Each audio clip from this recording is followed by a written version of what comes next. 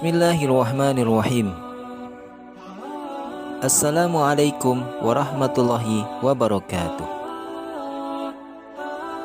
Sahabat beriman, ada satu peristiwa robohnya dinding makam Rasulullah SAW terjadi pada masa kekhalifahan Sayyidina Khalid bin Abdul Malik bin Marwan. Bagaimanakah kisahnya? Simak ulasannya dalam video ini dan tonton hingga akhir.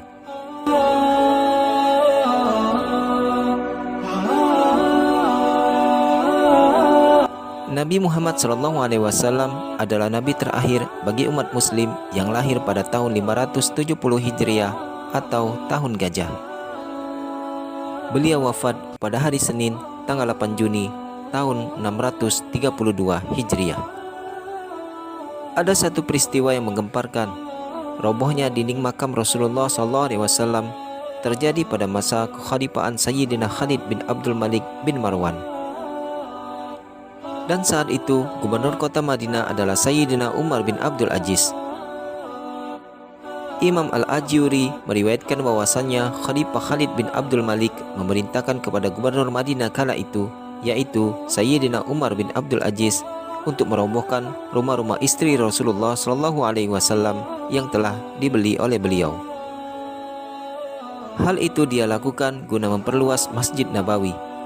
Sayyidina Umar bin Abdul Aziz pun kemudian memerintahkan untuk merobohkan dinding kamar-kamar tersebut. Saat itu beliau Sayyidina Umar bin Abdul Aziz terduduk sambil menangis yang tidak pernah beliau menangis seperti itu sebelumnya. Ketika beliau sedang akan merobohkan rumah yang pertama, maka nampaklah ada 3 makam yang berada di dalamnya. Saat itu pasir atau tanah yang berada di atasnya telah runtuh. Sayyidina Umar bin Abdul Aziz pun kaget. Dengan hal itu, lalu beliau sendirilah yang meratakan tanah makam tersebut. Kemudian ada seseorang yang bernama Roja yang berkata kepadanya, "Semoga Allah Subhanahu wa Ta'ala menjagamu. Jika kau sendiri yang melakukan hal itu, orang-orang pasti akan mengikutimu. Melakukannya lebih baik kau perintahkan saja orang lain untuk memperbaikinya." Roja berharap bahwa dialah yang akan diperintahkan untuk memperbaiki makam tersebut. Lalu Sayyidina Umar bin Abdul Aziz memerintahkan seseorang untuk memperbaiki makam itu. Orang itu kemudian menjalankan perintah Sayyidina Umar bin Abdul Aziz tersebut. Ketika dia membongkar pondasi kamar itu, dia melihat ada sepasang kaki yang nampak di dalam makam itu. Sayyidina Umar bin Abdul Aziz pun terkejut mengetahui hal itu. Orang-orang kemudian berkumpul untuk melihat apa yang terjadi. Mereka semua yang terkejut melihat apa yang mereka saksikan itu. Mereka melihat kaki yang nampak tersebut terlihat seperti kaki orang yang masih hidup.